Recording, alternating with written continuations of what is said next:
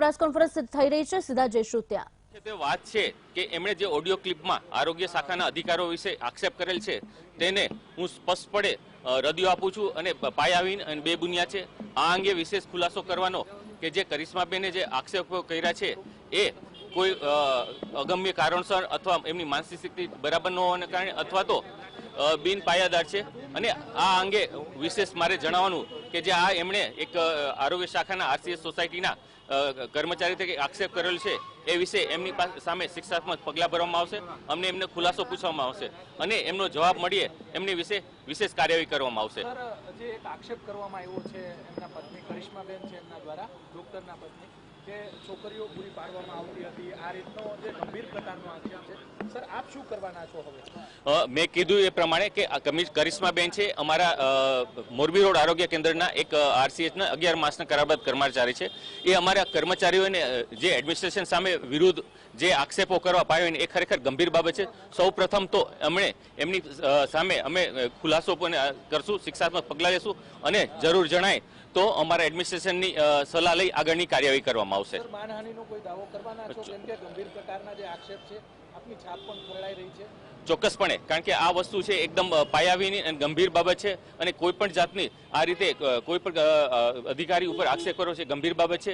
એટલે એમનો ખુલાસો આવે અમે ચોક્કસપણે એમ માનવાની દાવા કરવાની પણ અમે કરી શકીશું. સાહેબ, જે રીતે સર્ટિફિકેટની વાત છે, બોગસ સર્ટિફિકેટ છે, મહાનગરપાલિકા દ્વારા પણ ક્યાંક બોગસ સર્ટિફિકેટ આપવાની વાત કરવામાં આવે છે. આ મામલે કઈ દિશામાં મહાનગરપાલિકાનું આરોગ્ય વિભાગ તપાસ કરશે?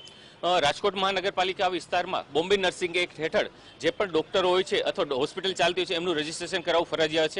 જેને અનુલક્ષીને રાજકોટ શહેરમાં જેટલી પણ હોસ્પિટલ આવે છે આ કિસ્સામાં પણ ડોક્ટર રાજાણી છે એમને પણ જે બોમ્બે નર્સિંગ એક્ટ હેઠળ રજીસ્ટ્રેશન કરવામાં આવેલ છે.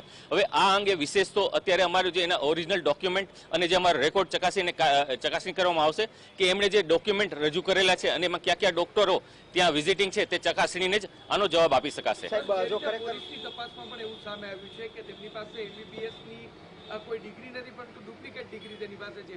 આટલા સમયથી આટલા પોસ્ટ વિસ્તારમાં આ પ્રકારે દવાખાનું ચલાવતા હતા. આરોગ્ય વિભાગ દ્વારા કેમ અત્યાર સુધી કાર્યવાહી કરવામાં ન આવી ને હવે કઈ રીતે કાર્યવાહી કરવામાં આવશે? ચોક્કસપણે, કારણ કે આરોગ્ય વિભાગને આજે રાજકોટ શહેરની વાત કરીએ તો 1500 થી 2000 જેટલી હોસ્પિટલ છે, ફરિયાદ આવે કરવામાં આવે છે અને સમયાંતરે કરવામાં આવે છે.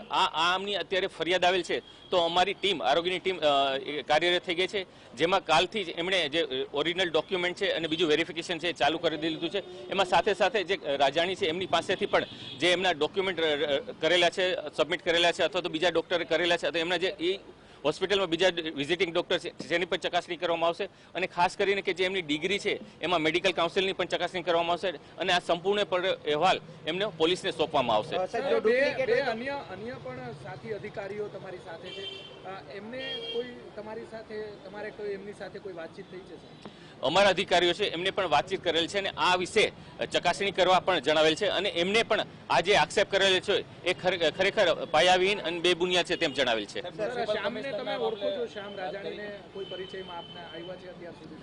શ્યામ રાજાણી હોસ્પિટલની વાત કરું તો અત્યાર સુધી મેં એ ઈસ્ટ ઝોનમાં આવેલ છે. હું એમને ક્યારેય મળેલ નથી, એમની હોસ્પિટલ પણ ક્યારેય જયેલ નથી અને એ મારે એમની સાથે મળવાનો કોઈ પણ એક જાતનો સંબંધ પણ નથી.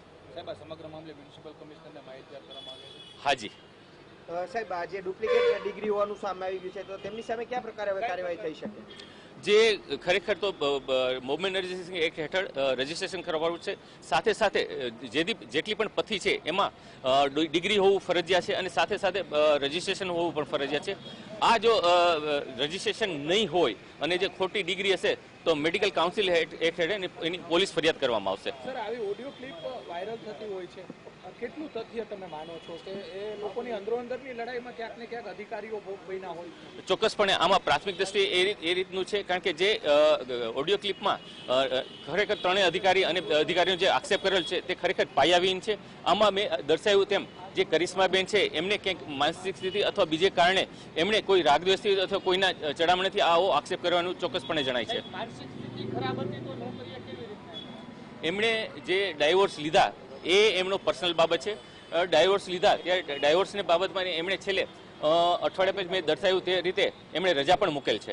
તમારી સાથે કોઈ જાતની એમને વિવાદ થયો એવું કરવું? અત્યાર સુધીમાં હું કરિશ્માબેનને જે છેલ્લે અહીંયા રજા લેવા એ સિવાય ક્યારે મળેલો નથી અને એ હોસ્પિટલમાં પણ મને કોઈ સાથે સંપર્ક પણ થયેલો નથી.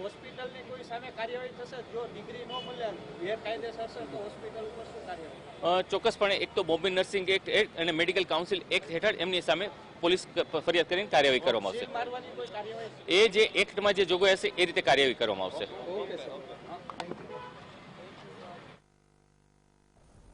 તો પંકજ રાઠોડે પ્રેસ કોન્ફરન્સ કરી અને જે આક્ષેપો છે તેને ફગાવ્યા છે. રાજરાણીની પૂર્વ પત્નીની ઓડિયો ક્લિપનો મામલો અને તેમાં પણ લાઈફ કેર હોસ્પિટલ ફાઇનાન્સનું કામ પણ કરે છે. પત્નીએ છૂટાછેડા માટે કેસ કર્યો હતો. ક્લિપમાં તેનું નામ લેવાતા પ્રેસ કોન્ફરન્સ કરવામાં આવી.